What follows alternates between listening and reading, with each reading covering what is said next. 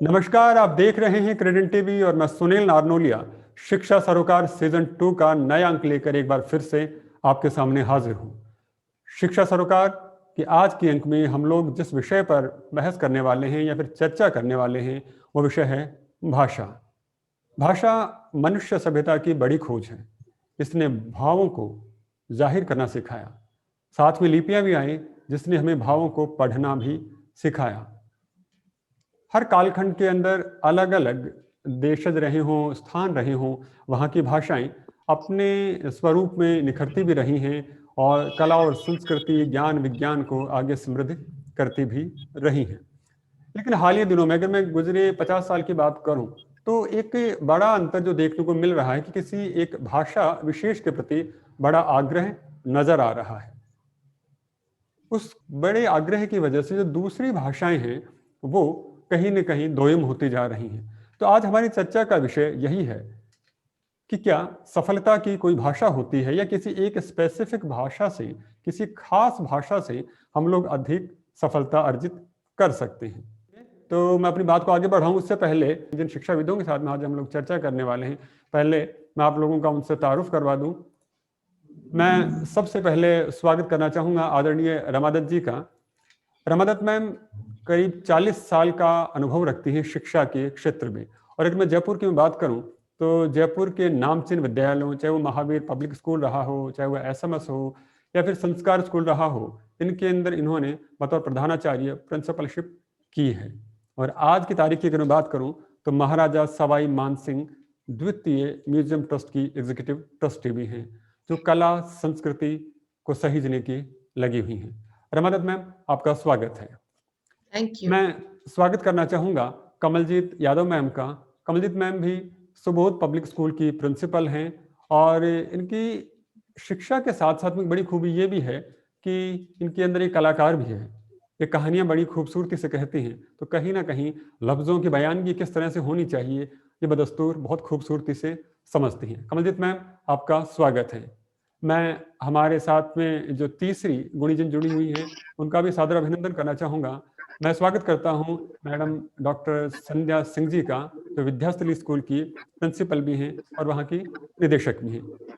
इनकी खासियत ये है कि सभी नवाचारों को बड़ी शालीनता से और बड़ी सहजता से स्वीकार करती हैं।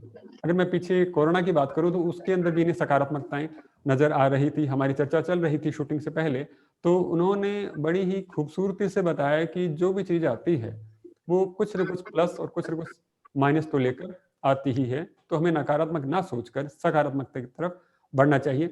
तो संध्या सिंह जी की सकारात्मकता के साथ में आज के कार्यक्रम को शुरू करना चाहूंगा। Thank you. Thank you.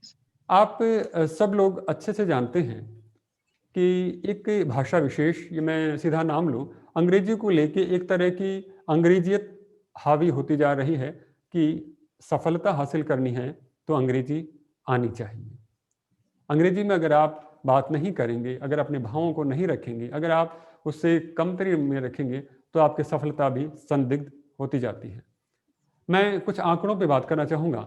अगर दुनिया में भाषाओं के बोलने की बात की जाए तो मंदारिन चाइनीज भाषा है, दुनिया की सर्वाधिक बोली जाने वाली भाषा है। और मुझे नहीं लगता कि चाइना किसी भी तरह से कुछ दूसरे देशों से कमतर है।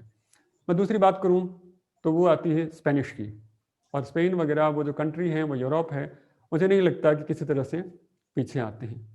फिर मैं बात करूं, इंग्लिश आती है, जो सही मायने में एक जगह ना होकर विस्तृत भाषा है। सभी जगह थोड़े थोड़े लोग उसे बोलते हैं, जानते हैं, इसलिए उसका तीसरा नंबर है। चौथे नंबर पर आती है हमारी हिंदी भाषा, जिसे ना केवल एक कंसंट्रेटेड एरिया में, एकीकृत क्षेत्र में ही बोला जाता है, बल्कि पूरे विश्व के अंदर बहुतायत बोला जाता है। उसके बावजूद देखने में ये आ रहा है कि जो हिंदी भाषी विद्यार्थी हैं, मैं हिंदुस्तान की बात ही कर रहा हूं अभी, कि उनको कहीं ना कहीं दोयम सा महसूस करवाया जा रहा है। आप देखिए, नई स्कूल भी कोई रजिस्टर्ड होती है तो कोशिश ये की जाती है कि स्कूल इंग्लिश मीडियम हो तो उसके अंदर एनरोलमेंट, उनके अंदर नामांकन ज़्यादा होंगे। इसी तरह की बात करूं, एक अंग्रेजी माध्यम का बच्चा है, वो कहीं ना कहीं हिंदी माध्यम के बच्चे से अपने आप को बेहतर समझता है। और वो बेहतर समझता है वो एक अलग बात है, उससे बुरी बात यह है कि हिंदी माध्यम का बच्चा अपने आप को उससे कमतर आंकता है। और उससे भी बुरी बात यह है कि उसके माता पिता और उसके समाज के लोग भी हैं, वो भी उसे समझते हैं कि ये कमतरी है।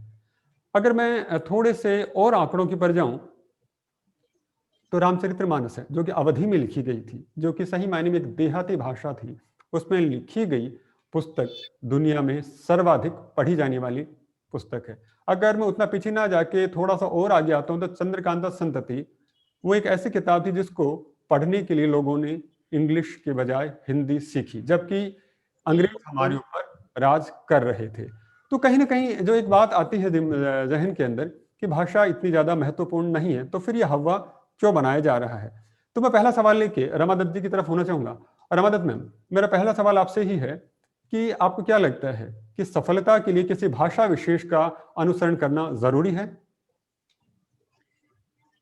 सफलता के लिए नॉलेज होनी जरूरी है।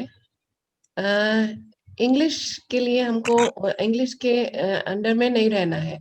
हमारी नॉलेज होनी चाहिए, हमारा एक्सप्रेशन होना चाहिए। भाषा तो शब्दों का संकलन है, it is a set of words spoken with expression. अब जैसे हमने नमस्कार किया, नमस्ते, प्रणाम, जय हिंद बोलते हैं, इनमें भी एक्सप्रेशन है। जय हिंद भी, लेकिन इन सबके थोड़े थोड़े इनमें डिफरेंट मीनिंग्स अटैच्ड होते हैं। प्रणाम बोलते हैं तो वो हम किसी को बड़े को इज्जत से बोलते हैं। तो हमको इंग्लिश के लिए ऐसा नहीं, जबकि इंग्लिश को इंटरनेशनल लैंग्वेज माना गया है।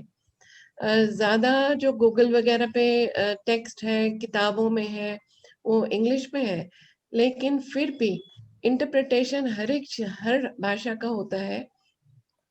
और हम अपनी भाषाओं पे गर्व करते हैं।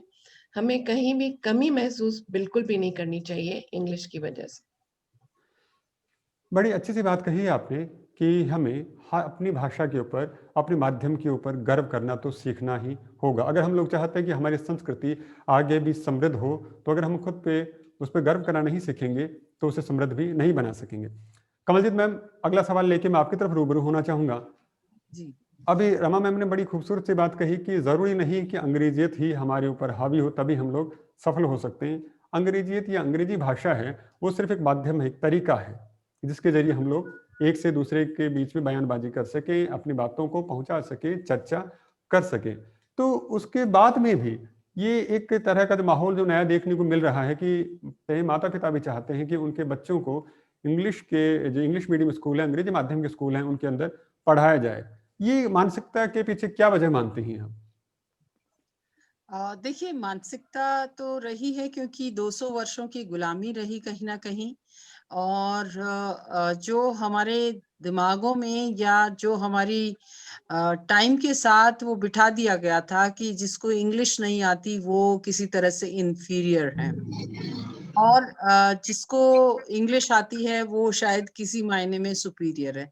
जबकि आइडियाज़ तो हमको या हमें हमारी भाषा में आते हैं, फिर हम उनको ट्रांसलेट करते हैं, उसके बाद हम उनको किसी भी भाषा में एक्सप्रेस करते हैं, चाहे वो अंग्रेजी हो, चाहे हिंदी हो। अगर मेरी मातृभाषा और या मेरी भाषा घर में बोलचाल की मराठी है या तेलुगु है या बंगाली है, तो मैं उसी में ही सोचने का प्रोसेस भी रखती हूँ। फिर क्या करती हूँ, उसको ट्रांसलेट करती हूँ ताकि वो हो सकता है ज़्यादा लोगों तक पहुँच सके।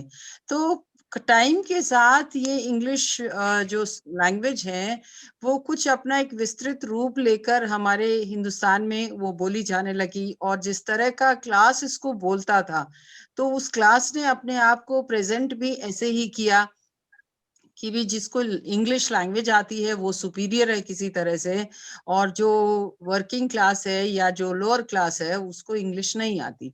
तो क्या है, इंसान की एक फितरत होती है कि वो दूसरे को या अपने ऊंचे वाले या ऊपर वाले को देखता है। जब ऊपर वाले को देखता है उसमें पॉजिटिव नेगेटिव दोनों होते हैं। जब वो देखता है तो वो प्रोग्रेस करने की भी सोचता है, और प्रोग्रेस को हम क्या मानते हैं वो भी डिपेंड करता है, पर उसके साथ ही साथ वो दूसरे की नकल भी करना चाहता है। जब वो नकल करना चाहता है तो उसमें कुछ चीजें अपने आप कहीं ना कहीं नेगेटिव आ जाती हैं, क्योंकि प्रोग्रेस करना अपने आप में एक अलग स्ट्रगल होता है और नकल करना अपने आप में एक अलग चीज होती है। ये मेरा पर्सनली मानना है। तो जब इंग्लिश को इतना ज्यादा क्लास कॉन्शियसनेस के साथ जोड़कर देखा जाने लगा, और कहीं ना कहीं हमारे लिटरेचर को, चाहे वो हिंदी में रहा हो, चाहे वो संस्कृत हमारी समृद्ध भाषा है, हम भूल गए थे, या हम अब याद कर रहे हैं, रिवाइव कर रहे हैं कि अगर वही बात को संस्कृत या हिंदी में, देखिए रमा मैम ने बिल्कुल सही कहा, जब हम हिंदी में बात करते हैं तो एक आत्मीयता झलकती है, जब हम इंग्लिश में बात करते हैं तो एक फॉर्मल लैंग्वेज बन जाती है, एक फॉर्मल एक्सप्रेशन बन जाता है। तो ये तो बहुत सही बात है कि हम अपनी भाषा को जब बोलते हैं तो उसमें एक अलग बात होती है, और जब हम दूसरे की भाषा को इस्तेमाल करके बोलते हैं तो उसमें एक बिल्कुल अलग बात होती है, यानी कि उसमें कहीं ना कहीं आर्टिफिशियलिटी का इनपुट आ जाता है। और जब हम दूसरी चीज का या बैसाखी का सहारा लेते हैं तो हमारी खूबसूरती अपने आप में कहीं ना कहीं दब जाती है। तो जो रिच साहित्य है, जो समृद्ध साहित्य है, जो भाषाएं समृद्ध है, वो संस्कृत है, और संस्कृत से ही निकली हुई कहीं ना कहीं हिंदी है, और भी विश्व की बहुत सारी भाषाएं हैं। मैं उस डिटेल में नहीं जाना चाहूंगी अभी, परंतु जो कहीं ना कहीं बना दिया गया है कि भाषा भाषा हालांकि भाषा बहुत ब्रॉड कॉन्सेप्ट है। एक इंसान चुप रहकर भी अपने आप को एक्सप्रेस कर देता है, बहुत सुंदर और बात, बहुत सुंदर बात कही। एक एक एक वर्बली एक चीज को एक्सप्रेस कर देता है। तो हम भाषा किसको मानेंगे, ये हमारे ऊपर डिपेंड करता है, हम उसको किस भाषा में एक्सप्रेस करते हैं। क्योंकि इंग्लिश और हिंदी तो एक मीडियम हो सकता है, एक एक तरह का जो वर्बल कम्युनिकेशन है उसको एक्सप्रेस कर सकते हैं, परंतु जो बात हम अपनी भाषा में कह सकते हैं, जिस आत्मीयता से या जिस फोर्स से या जिस फीलिंग से, वो शायद दूसरी भाषा में बहुत बार नहीं आता है, चाहे कितना भी कोशिश कर लें। और पेरेंट्स का देखिए एक जो आपने झुकाव कहा, वो झुकाव इसलिए है क्योंकि इंग्लिश को हमने ऐसे महिमा मंडन करके प्रेजेंट किया हुआ है कि इंग्लिश आने से ही सब कुछ होता है, जबकि ऐसा नहीं है। ज्ञान ज्ञान होता है, I completely agree with Rama ma'am. ज्ञान ज्ञान होता है, चाहे वो हिंदी हो चाहे इंग्लिश हो, ज्ञान ही है जो हेल्प करता है, मदद करता है। लैंग्वेज सिर्फ एक मीडियम होता है। आपने बिल्कुल सही कहा कि भाषा सिर्फ एक माध्यम है अपने आप को प्रस्तुत करने का। क्योंकि अगर जी भाषा सब कुछ होती, जो बोल नहीं सकते हैं वो अपने भाव कैसे रखते, जो सुन नहीं सकते हैं वो किस तरह से जाहिर करते, या जो देख नहीं सकते हैं वो भी तो खुद को जाहिर करते ही हैं। मैं अगला सवाल लेकर डॉक्टर संध्या सिंह जी की तरफ रूबरू होना चाहूँगा।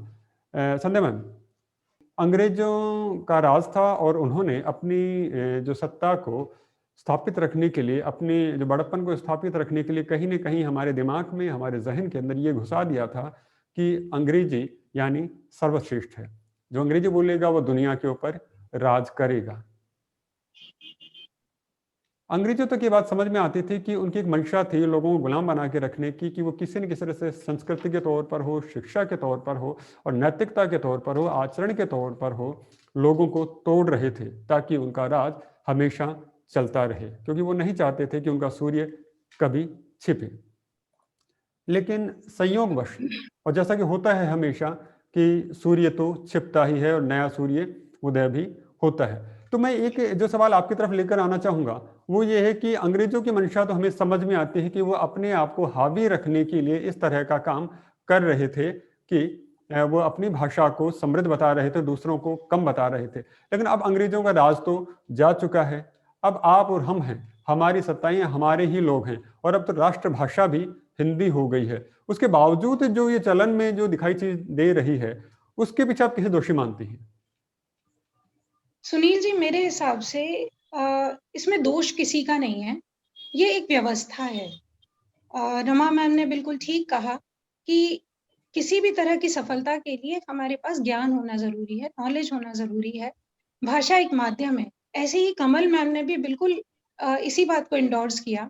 और मैं ये कहूँगी आपका प्रश्न जो है कि इसके पीछे देखिए क्या है कि चूँकि ब्रिटिश रूल जो है वो सिर्फ़ इंडिया में नहीं रहा, वो दुनिया की बहुत सारे देशों में बहुत सारे वर्षों तक रहा। उस वजह से क्या हुआ कि अंग्रेज़ी का जो उन्होंने उत्थान किया, किसी भी कारणवश उनको अपने क्लर्क्स चाहिए थे, उनको एक मैन पावर चाहिए था जो उनके लिए हेल्प कर पाए और उस वजह से उन्होंने अंग्रेज़ी को बहुत बढ़ावा दिया। आज की स्थिति यदि हम देखें वर्तमान परिप्रेक्ष्य में अ ग्लोब में 65 से ज़्यादा कंट्रीज़ ऐसी हैं जहाँ पर इंग्लिश एक ऑफ़िशियल लैंग्वेज है और 25 से ज़्यादा कंट्रीज़ ऐसी हैं जहाँ पर इंग्लिश सेकंड ऑफ़िशियल लैंग्वेज है। तो हमारी जैसी जो डेवलपिंग कंट्री है, जिसके पास अभी संसाधन सारे अपने नहीं हैं और उन्हें दूसरे देशों पर भी निर्भर रहना पड़ता है विकास के लिए, ऐसे देश के लोगों के लिए, नौजवानों के लिए अंग्रेज़ी जानना थोड़ा-सा आवश्यक हो जाता है, क्योंकि वो ग्लोबल अपॉर्च्युनिटीज़ को ग्रैब कर पाएँ। बाकी यदि हम भाषा की बात करें तो मेरे ख्याल से शोविनिस्ट किसी को भी नहीं होना चाहिए। हिंदी बहुत ही सुंदर भाषा है, हमारी खुद की इंडिजिनस भाषा है और हम उसका पूरा सम्मान करते हैं। लेकिन जॉब अपॉर्च्युनिटीज़ की बात करें, मेडिसिन की बात करें, आईटी सेक्टर की बात करें, तो यहाँ पर अंग्रेज़ी की हुकूमत इतनी ज़्यादा हो गई है कि हमें ये मान के चलना पड़ता है कि अंग्रेज़ी पर फ्लुएंसी होना या अंग्रेज़ी की जो समझ है, वो होना थोड़ी-सी आवश्यक हो जाती है। ये ज़रूर है कि हम जब भी यदि हम शिक्षा की बात करें, तो कांसेप्ट्स हमारी समझ में हमारी मातृभाषा में ही आते हैं। लेकिन इंडिया की बात करें तो 19,500 से ज़्यादा डायलेक्ट्स यहाँ पर मदर टंग्स हैं। तो उस स्थिति में कम्युनिकेशन के लिए हमें एक सिमिलर भाषा का या एक सिंगल भाषा का होना बहुत ज़रूरी हो जाता है और इसमें हम लोग बड़ा कन्वीनिएंट फ़ील करते हैं कि यदि इंग्लिश वहाँ पर अवेलेबल होती है। हम यदि तकनीकी की बात करते हैं तो मेरे ख्याल से आज की डेट में इंग्लिश के बिना तकनीकी ज्ञान होना थोड़ा-सा मुश्किल है। इसीलिए शायद ये है कि हमारे समाज ने, हमारे शिक्षक वर्ग ने, सभी ने इंग्लिश को इतना एंडोर्स किया और हम सभी को ये लगता है कि अंग्रेज़ी भाषा जो है वो हमारे देश के प्रोग्रेस में, डेवलपमेंट में एक बहुत बड़ा रोल प्ले कर सकती है। चलिए, आपने बड़ी अच्छी सी बात कही कि कहीं न कहीं ऐसा माहौल था और जो हमें परवरिश में मिली, तो एक बात कहीं न कहीं सेट हो गई थी हमारे दिमाग के अंदर कि अगर हमें सफलता चाहिए, तो ये इसके लिए एक आसान माध्यम इंग्लिश हो सकता है, क्योंकि वो एक वैश्विक स्तर की भाषा बन चुकी है। लेकिन एक बात जो सवाल आपने अभी उठाया है कि आज की अगर हम तकनीक की बात करें, अगर आज के लोगों की, आज के परिवेश की अगर हम लोग बात करें, तो उसके अंदर इंग्लिश का जो ज्ञान है वो समृद्ध ज़्यादा है, तकनीक उनकी समृद्ध ज़्यादा है। लेकिन आप और हम सभी ये बात जानते हैं कि कंप्यूटर भी संस्कृत भाषा को ज़्यादा स्वीकार करता है। उसका मानना है कि मैं कंप्यूटर की बात कर रहा हूँ, मेरी पर्सनल नहीं, जी। कि उसका भी ये मानना है कि संस्कृत जितने शुद्ध रूप से परिष्कृत होकर हमारे सामने आता है और उसके जरिए कंप्यूटर जितना अच्छे ढंग से संचालित हो सकता है, उतना अंग्रेजी के जरिए नहीं हो सकता है। लेकिन उसके बावजूद भी हम लोग अंग्रेजी को ही पीछा करने की कोशिश करते हैं। दूसरी, अगर मैं हमारे विज्ञान की मैं बात करूं, तो जो विज्ञान अगर हमारे देश का, मैं बाकी के बारे में ज़्यादा जिक्र नहीं करना चाहूँगा, लेकिन जो विज्ञान, जो दर्शन हमारे देश का रहा है, वह आज भी सर्वश्रेष्ठ है।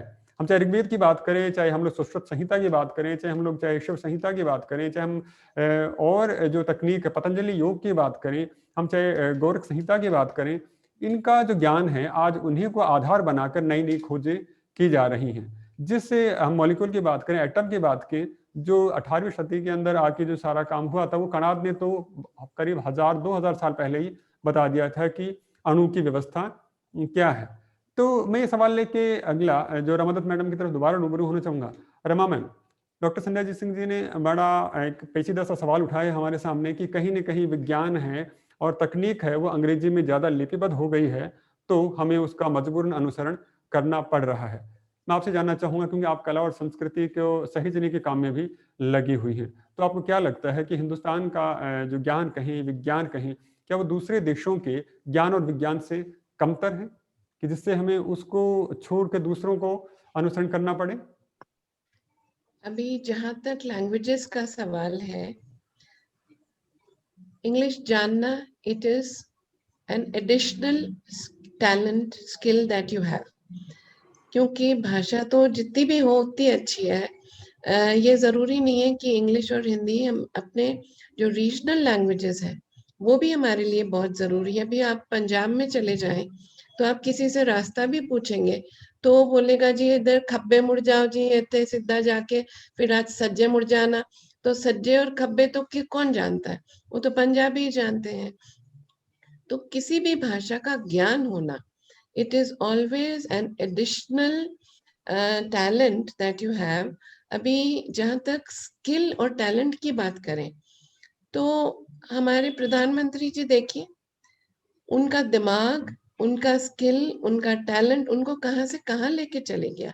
आज वो कितना सोचकर बड़े से बड़े निर्णय लेते हैं। तो देश को चलाने के लिए निर्णय लेने की क्षमता जो है वो ज़रूरी है। इंग्लिश साथ-साथ कोई भी सीख सकता है और इंग्लिश जानना एक बहुत अच्छी बात है।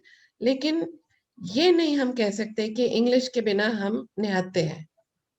चलिए, कि इंग्लिश के बिना हम निहत्थे नहीं है, तो कहीं न कहीं मानसिकता तो हमको बदलनी ही पड़ेगी। अभी जैसे बात आई कहीं न कहीं प्रभावित करने की बात आती है। कमलजीत मैडम, आप कहानियाँ नरेट करती हैं, बहुत खूबसूरती से बताती हैं। आपको क्या लगता है कि किसी एक आप जिस तरह से आप उनको प्रस्तुत करती हैं, आप जैसे उनको बताती हैं, तो आप क्या वो फ़ील, मैं सिर्फ़ आकर्षण की बात कर रहा हूँ, कि आप इंग्लिश में उसी बात को ज़ाहिर करके हिंदुस्तान के लोगों को ज़्यादा आकर्षित कर सकती हैं, जितना कि अभी आप हिंदी में अपनी कहानियाँ बोलकर करती हैं? मैं जैसे आपने मुझसे पूछा कि मैं उसी बात को या उन्हीं कहानियों को इंग्लिश में उतने ही इम्प्रेसिव तरीके से, उतने ही भाव से कह पाऊंगी, सुना पाऊंगी, इम्प्रेस कर पाऊंगी लिसनर्स को। पर्सनली स्पीकिंग मुझे लगता है मैं नहीं कर पाऊंगी। और यही वजह है कि शुरू से ही मेरे दिमाग में था, क्योंकि जब मैंने अपने बच्चों को, जैसे मैंने आपके साथ पहले शेयर किया था कि जब मैंने अपने बच्चों के साथ वो कहानी सुनाती थी, जिस तरह का वो एक मुझे लिबर्टी मिलती थी अपनी बात को सुनाने का, समझाने का, एक्सप्रेस करने का, वो लिबर्टी चाहे उसको कुछ भी कहें, वो कहीं ना कहीं उसका जो भाव होता था वो मुझे मिस लगता था, तो मैं उसको हिंदी में ही सुनाती थी। और अभी भी मेरी यही कोशिश रहती है कि मेरा भाव जो है, जिसको नेचुरल कहें या जिसको स्पॉन्टेनिटी कहते हैं हम इंग्लिश में, वो मेरा हिंदी में बेहतर आता है। चाहे मैं इंग्लिश की लैंग्वेज की टीचर रही हूँ या मैं इंग्लिश में भी सुनाती हूँ कहानियां, परंतु जो कहते हैं ना मन के पास, मन की बात, वो सही हम बात। हिंदी में, अपनी भाषा में, अपनी मातृभाषा में अच्छे से कहने में सक्षम महसूस करती हूँ मैं अपने आप को। तो भाव मेरा हिंदी में मुझे बहुत अच्छा लगता है, खुद को भी बहुत अच्छा महसूस होता है कि हाँ, मैंने जो भाव मैं कहना चाह रही थी, वो मेरे श्रोता तक वो पहुँचेगा।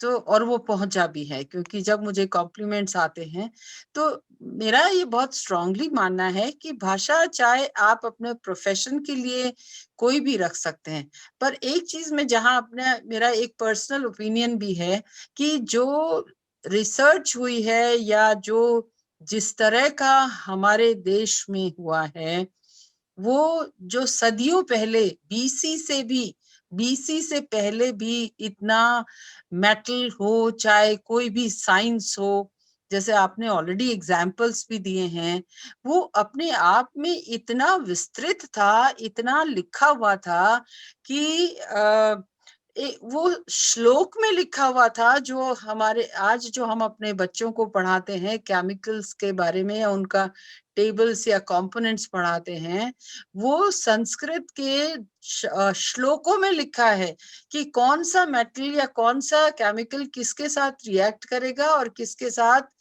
नहीं नहीं करेगा, करेगा। वो उसमें लिखा हुआ है।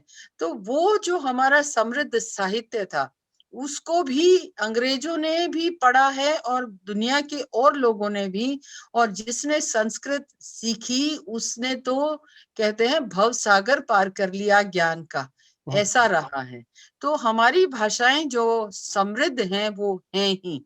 अंग्रेजी का कुछ टाइम के लिए आया था, जैसे कि समय का पहिया घूमता है, जैसे आज कोरोना काल ने इसको घुमा, या हमारे प्रधानमंत्री ने इतने समय से बोल रहे हैं, बात कर रहे हैं, और वो हमेशा कहते हैं, जो उन्होंने टाइटल भी दिया मन की बात, और वो मन की बात हिंदी में बहुत अच्छे से एक्सप्रेस करते हैं। उसके साथ साथ ही और भाषाओं का भी वो इतने खूबसूरत तरीके से रेफरेंस देते हैं कि मतलब सुनने वाले को भी लगता है, और हम जैसे लोगों को भी एक कहते हैं ना फीलिंग ऑफ रीअश्योरेंस दैट जो हमारी भाषा है वो सच में ही बहुत खूबसूरत है।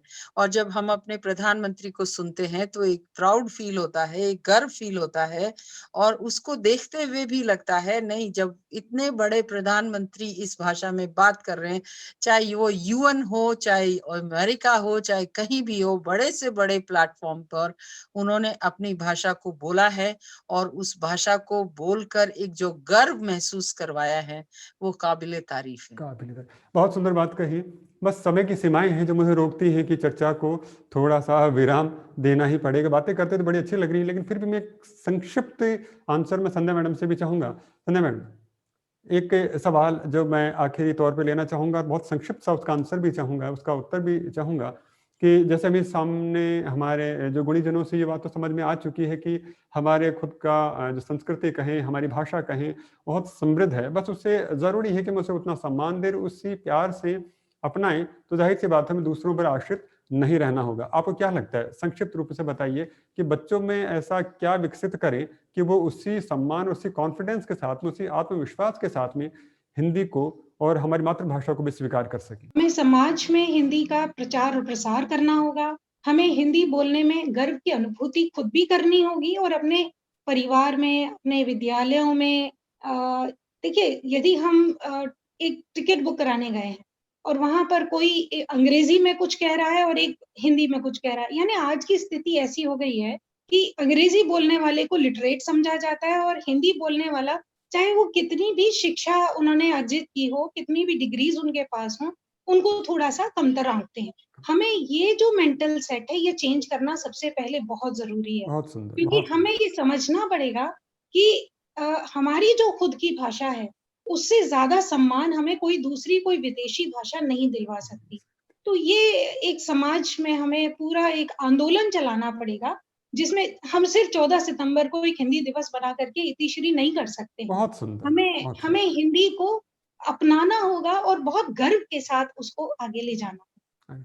बहुत बड़ी बात कही आपने कि हम लोग सिर्फ एक हिंदी दिवस मना के इसका इतिश्री नहीं कर सकते कि आज हमने हिंदी मनाई है, हिंदी दिवस मनाया है, और कल से फिर हम लोग दोबारा अंग्रेजियत के पीछे दौड़ने लग जाते हैं। बहुत अच्छी जो बात अभी जो एक निकल कर आई कि हो सकता है कि हम हिंदी में बात करें और सामने वाला अंग्रेजी में उसका जवाब दे रहा हो, तो जैसे वो अपनी जिद नहीं छोड़ रहा है अंग्रेजियत की, तो आपको भी अपनी हिंदी बोलने की जिद नहीं छोड़नी चाहिए। क्योंकि एक जो बड़ी बात जो निकल कर आई वो ये है कि माँ आपकी जो अपनी होगी वो जितना प्यार, जितना अपनापन, जितना सहेज कर आपको रख सकती है, आपके भावों को समझ सकती है, उतनी दूसरे किसी की माँ आपको समझ नहीं सकती। तो हिंदी हमारी मातृभाषा है।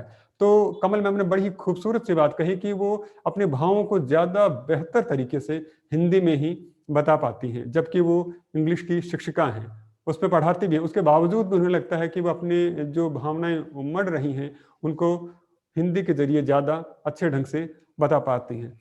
मैं आप सभी का शुक्रगुजार हूँ, आप लोग यहाँ आए और इस विषय पर अपने अपने विचार रखे, जिसके जरिए लोगों को समझने का एक उचित माहौल सा भी मिलेगा कि हमें किसी एक भाषा विशेष का गुलाम नहीं होना चाहिए, बल्कि जैसे कि रमा मैम ने कहा कि हमें ज्ञान का है, विज्ञान है, उसका अनुसरण करना चाहिए। भाषा तो मात्र एक तरीका है, एक व्यवस्था है, एक बस मान लें कि जिसमें बैठकर हमें दूसरी तरफ जाना है। अगर वो बस ना भी मिले तो किसी ना बोलने वाले आदमी की तरह हम लोग पैदल भी जा सकते हैं, क्योंकि वो भी अपने भाव सॉरी फॉर इंटरप्शन। जितनी भी भाषा का ज्ञान हम ले सके हमें लेना चाहिए। दुरुस्त दुरुस्त रीजनल लैंग्वेजेस भी जरूरी होती हैं, क्योंकि ये सही कहा आपने कि जितने भी भाषाओं का ज्ञान हम ले सकते हैं वो हमें लेना चाहिए। हमें चाहिए। हमारे जो विचारों के और समृद्धता लेकर आने के लिए ज़रूरी है कि हमें अधिकाधिक चीज़ें सीखनी चाहिए। लेकिन बुरी बात है वो गुलामी है कि हमें उनका गुलाम नहीं होना चाहिए। आप सब लोग जुड़े इसके लिए बहुत-बहुत शुक्रगुज़ार हूँ और अगले अंक में हम किसी नए विषय के ऊपर चर्चा कर रहे होंगे, नए गुणीजनों, नए शिक्षाविदों के साथ में मिल रहे होंगे। तब तक के लिए मैं आप सभी का आभार व्यक्त करूँगा और आज्ञा चाहूँगा। धन्यवाद। धन्यवाद।